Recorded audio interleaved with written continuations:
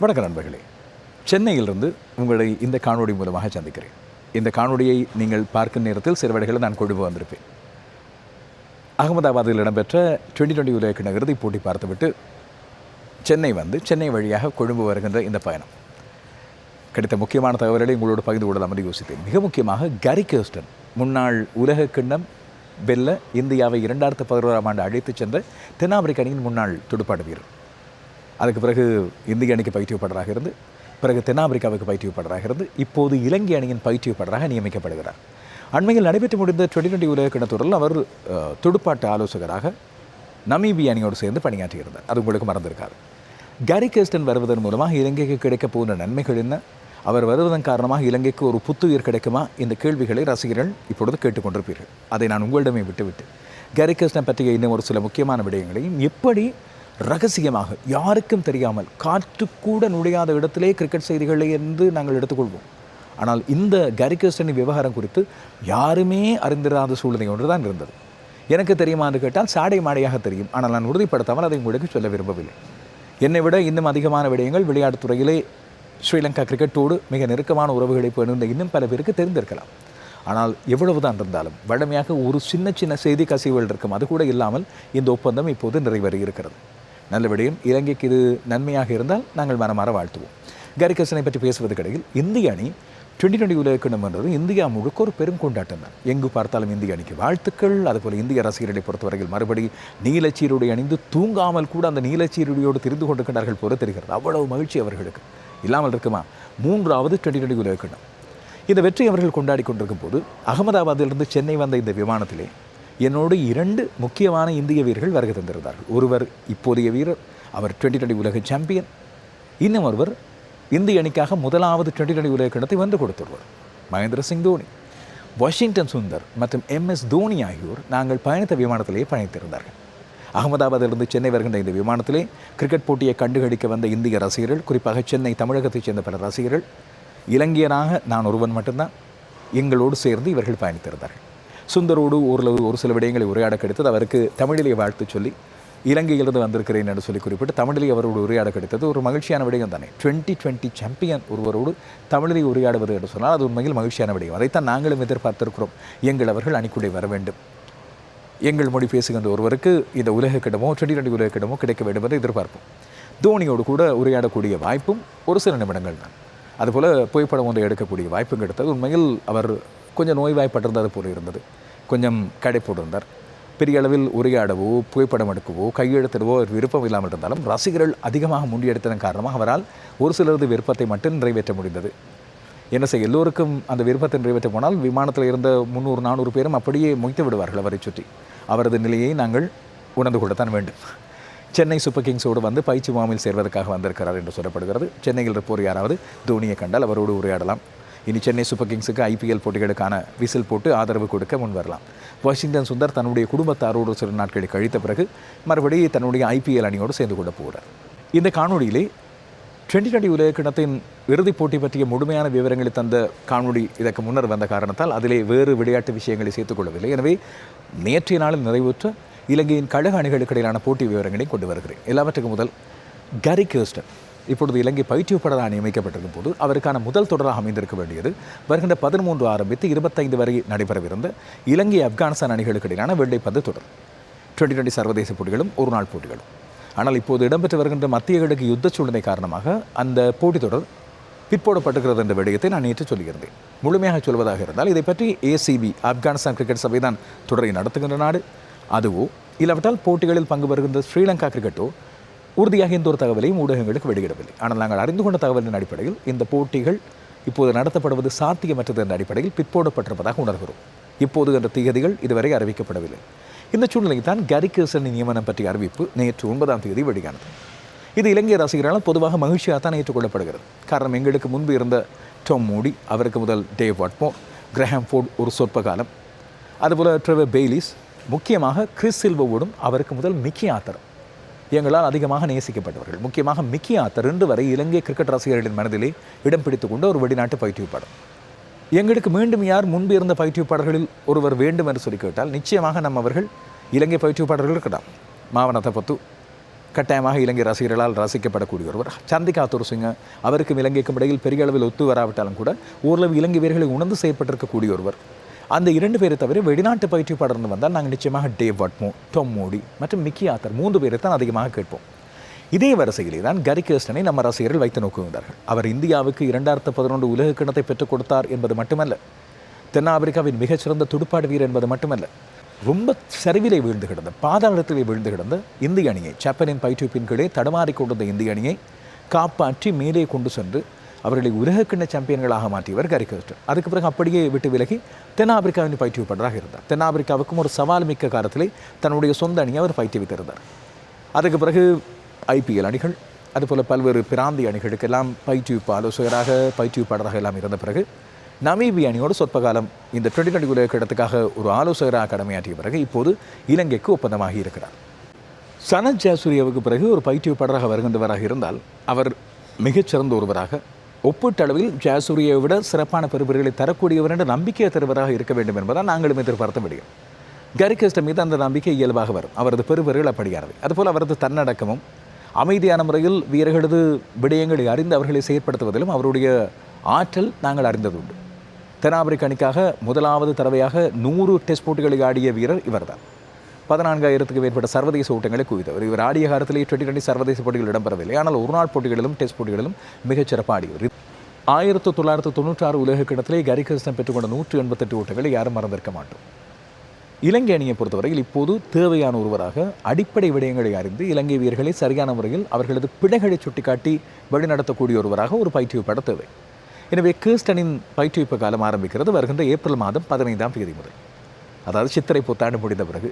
சித்திரை பிறந்தால் எல்லாம் எத்திசையிலும் நல்லதே நடக்கும் என்று நாங்கள் ஒரு புது பழமொழியை போட்டுக்கொள்வோம்.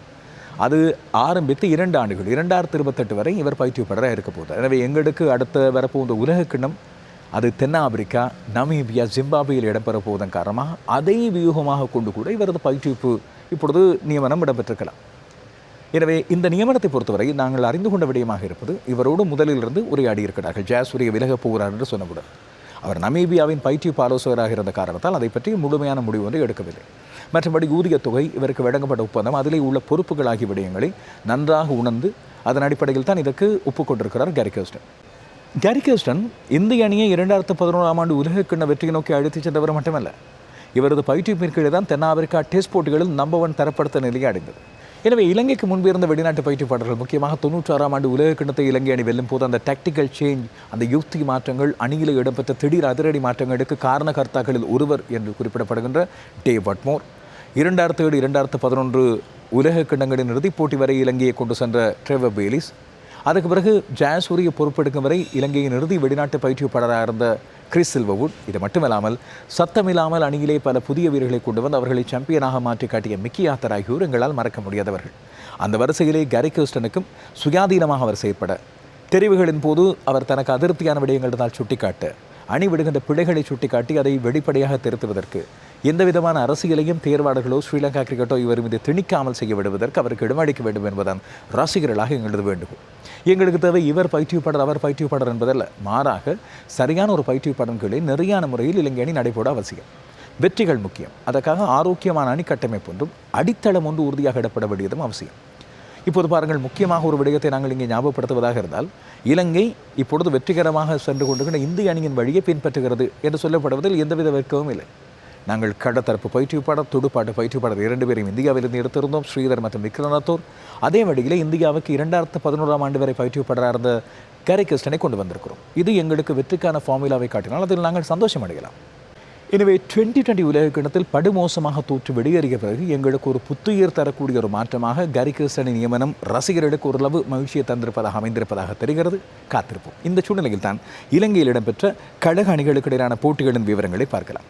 நேற்றைய நாளில் முடிவுக்கு வந்த இந்த போட்டிகள், நான் 2020 உலக கிண்ணத்தின் இறுதிப் போட்டியோடு பார்க்கும்போது இந்த போட்டிகளின் முடிவுகளை நாங்கள் தாமதமாக கூட சொல்லலாம் என்ற அடிப்படையில் தான் நேற்றைய நாளில் இருந்த விசேட காணொலியில் இதை சேர்க்கவில்லை. அதுவே ஏற்கனவே 40 நிமிடங்கள் தாண்டி இருந்தது.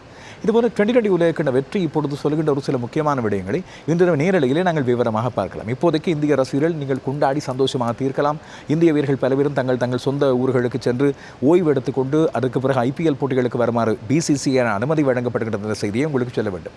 குல்தீப் யாதவ், அஸ்தீப் சிங் மற்றும் ரிங்கு சிங் இவர்கள் அத்தனை பேருமே தங்கள் சொந்த இடங்களுக்கு உடனடியாக புறப்பட்டு போயிருக்கிறார்கள். ரிங்கு சிங் அண்மையில் தான் தன்னுடைய தந்தையாரை இழந்திருந்தார். இதுபோல் சூரியகுமார் யாதவ் இன்னும் உத்தியோகபூர்வமான நிகழ்வுகள் ஒரு சிலவற்றில் கலந்து கொள்ள வேண்டியிருக்கிறது. சில வீரர்களுக்கு விளம்பர ஒப்பந்தங்களின் அடிப்படையிலான விடயங்கள் இங்கே இருக்கின்றன. எனவே இப்போது ரோஹித் சர்மா, அதற்கு முதல் தோனி, இப்போது அந்த வரிசையில் சூரியகுமார் யாதவன் சேர்ந்து விட்டார் என்று ஒரேடியாக கொண்டாடுகின்றார்கள். ஆனால் பாருங்கள், ஐபிஎல்லில் அவர் ஹர்திக் பாண்டியாவுக்கு கீழே தான் ஆடப்போகிறார் என்பது இன்னும் ஒரு சுவாரஸ்யம். ஆனாலும் இந்தியா இந்த 2020 உலகக்கிண்ண வெற்றியை கொண்டாடி ஒரு 2 வாரங்கள் கொண்டாடி முடித்த பிறகுதான் ஐபிஎல் போட்டிகளில் முற்றுமுழுதாக இணைந்து கொள்ளப் போகிறது. இந்த சூழ்நிலை தான் இலங்கை இந்த 2020 உலகக்கிண்ண தோல்வியை மறப்பதற்கு இப்போது கழக அணிகளுக்கு இடையிலான போட்டிகளில் கலக்கின்ற நம்மவர்களை பார்க்க வேண்டியிருக்கிறது. பிஆர்சி அணிக்கும் போலீஸ் அணிக்கும் இடையிலே நடைபெற்ற போட்டி வெற்றி தோல்வி என்ற முடிவை கண்டது. இதில் பிஆர்சி 180 ஓட்டங்களை எடுத்தது. பதிலெடுத்து ஆடிய போலீஸ் அணி 384 ஓட்டங்களை எடுத்தது. அதில் கலக்கலாக ஆடிய அஷியன் பண்டார் 158 ஓட்டங்களை எடுத்திருந்தார். தனுஜ இந்து வரை 76 ஓட்டங்களை எடுத்திருந்தார். பந்துவீச்சிலே யசுரு ரோட்ரிக்கு 74 ஓட்டங்களுக்கு 5 விக்கெட்டுகளை எடுத்தார். பிஆர்சி கழகம் பதிலெடுத்து ஆடிய வேளையில் ஹஷாம் துமிந்து அணித்தலைவர் ஆட்டமிழக்காமல் 152 ஓட்டங்கள், சமிந்த பெர்னாண்டோ 83 ஓட்டங்களை எடுத்திருந்தார். 50 ஓட்டங்களை பிரமோத் மதுவந்தவும் எடுத்திருந்தார். பந்துவீச்சிலே 4 விக்கெட்டுகளை டிலும் சுதீரை கைப்பற்றியிருந்தார். போட்டி வெற்றி தோல்வியற்ற முறையில் நிறைவை கண்டது. இன்னும் ஒரு போட்டி என்சிசி அணிக்கும் சிசிசி அணிக்கும் இடையிலான போட்டி. எந்த போட்டியும் ஏராளமான ஓட்டங்கள் குவிக்கப்பட்ட பிறகு வெற்றி தோல்வியற்ற முடிவை கண்டது. என்சிசி 274 ஓட்டங்கள், இதிலே சதம் அடித்திருந்த ரஹான் விக்ரமசிங்கே இந்த பருவகாலத்திலே மீண்டும் 2020 உலகக்கிண்ண போட்டிகளுக்கு பிறகு ஆரம்பித்த பிறகு முதலில் சதம் பெற்றுக் கொண்டவர் ரஹான் விக்ரமசிங்கே தான். நான் சொன்னேன், அடுத்த தலைவருக்கான வாய்ப்புடைய வீரர்களில் ஒருவர் என்று இவரை கூட நாங்கள் கருதலாம். அணியை மிகச்சிறப்பான முறையில் வழி நடத்தி வருகிறார். ஆனால் அதுக்கு முதல் தேசிய குழாமில் அவருக்கு இடம் வழங்கப்பட வேண்டும். பதிலுக்கு ஆடிய சிசிசி அணி சார்பாக அதிகப்படியான ஓட்டங்களை சொனால் தினூஷ் எடுத்திருந்தார். 86 ஓட்டங்கள். அவர்கள் 262 ஓட்டங்களை எடுத்தார்கள். பந்து வீச்சிலே சஹான் ஆராய்ச்சிகே, சாமிக்க குணசேகர் மற்றும் சக்தி உதார் ஆகியோர் தலா 2 விக்கெட்டுகளை எடுத்தார்கள். என்சிசி பதிலெடுத்து ஆடி நிரோஷன் டிக்வெல் 54, லஹிர் உதார 45 ஓட்டங்கள், காமில் மிஷார முதலாம் இன்னிங்ஸில் விட்ட குறையை இந்த இன்னிங்ஸில் நிறைவேற்றிக் கொண்டார். 90 ஓட்டங்களை எடுத்தார். 5-4 ஓட்டங்கள், 3-6 ஓட்டங்கள். 2020 உலகக்கிண்ண போட்டிகளில் இலங்கையின் தடுமாற்றத்துக்கு கடுமையான விமர்சனங்களுக்குள்ளானவர்களில் இவரும் ஒருவர். அஹான் விக்ரமசிங்கே மீண்டும் சிறப்பாக ஆடி 48 ஓட்டங்கள். அணித்தலைவர் சஹான் ஆராய்ச்சிக்கு 38 ஓட்டங்கள் எடுக்க 350 ஓட்டங்கள் இருந்து பெரிய சவால் விடும் ஓட்ட எண்ணிக்கை எடுத்துக்கொண்டது. நிஷான் பீரிஸ் 3 விக்கெட்டுகளை எடுத்திருந்தார். தனஞ்செடி சில்வாவுக்கு 1 விக்கெட் கிடைத்து சோனால் தினுஷாவுக்கு விக்கெட் இல்லை, அசித்த பெர்னாண்டோவுக்கு விக்கெட் இல்லை. எனவே சிசிசிக்கு 363 ஓட்டங்கள். அவர்களில் கமிந்து மெண்டிஸ் ஆரம்ப துடுப்பாட்ட வீரராக வந்த 62 ஓட்டங்களையும், லசித் குரூஸ் புள்ளை 27 ஓட்டங்களையும் எடுத்திருக்க தனஞ்செடி சில்வா ஆட்டம் இழக்காமல் 16 ஓட்டங்கள், பவன் ரத்தாக்கு மாற்றம் 7 ஓட்டங்களோடு ஆட்டம் இழந்திருந்தார். அவர்கள் 124 ஓட்டங்களுக்கு 3 விக்கெட்டுகளை இழந்திருக்க போட்டி வெற்றி தோல்வியற்ற முடிவை கண்டது. கால்ஸ் அணிக்கும் மோஸ் அணிக்கும் இடையிலான போட்டியும் இவ்வாறு வெற்றி தோல்வியற்ற முறையில் நிறைவடைந்தது. கால்ஸ் அணி முதலில் துடுப்படுத்தாடி அவர்கள் 288 ஓட்டங்களை எடுத்தார்கள். அதிகப்படியாக 79 ஓட்டங்களை தனஞ்சய லக்ஷான் பெற்றுக் கொடுத்திருந்தார். பதிலெடுத்து ஆடிய மோஸ் அணி சார்பாக பசிந்து சூரிய பண்டார் 71 ஓட்டங்களை எடுக்க அவர்கள் 173 ஓட்டங்களை எடுத்தார்கள். உதித் மதுஷான் 4 விக்கெட்டுகளை எடுத்திருந்தார். கால்ஸ் அணி 2ஆம் இன்னிங்ஸில் ரவீந்து ராசாந்தா 111 ஓட்டங்கள், சங்கீத் குறை 54 ஓட்டங்கள், சந்திமால் 71 பந்துகளில் 75 ஓட்டங்கள். முதலாம் இன்னிங்ஸில் குறைவான ஓட்டங்கள், இந்த இன்னிங்ஸில் மிகச்சிறப்பாக ஆடியிருந்தார். எனவே இவர்கள் 287 ஓட்டங்களை எடுத்தார்கள். 4 விக்கெட்டுகளை பந்து வீச்சிலே பிரவீன் ஜெயவிக்ரமா 3 விக்கெட்டுகள். மோசனி பதிலெடுத்து ஆடிய வேளையில் ஷெஹான் பெர்னாண்டோ 57 ஓட்டங்களை எடுத்திருந்தார். ரமேஷ் மெண்டிஸ் ஆட்டம் எடுக்காமல் 42 ஓட்டங்கள். அவர்கள் 162 ஓட்டங்களை எடுத்திருந்தார்கள். 4 விக்கெட்டுகளை இழந்து போட்டி வெற்றி தோல்வியற்ற முடிவை கண்டது.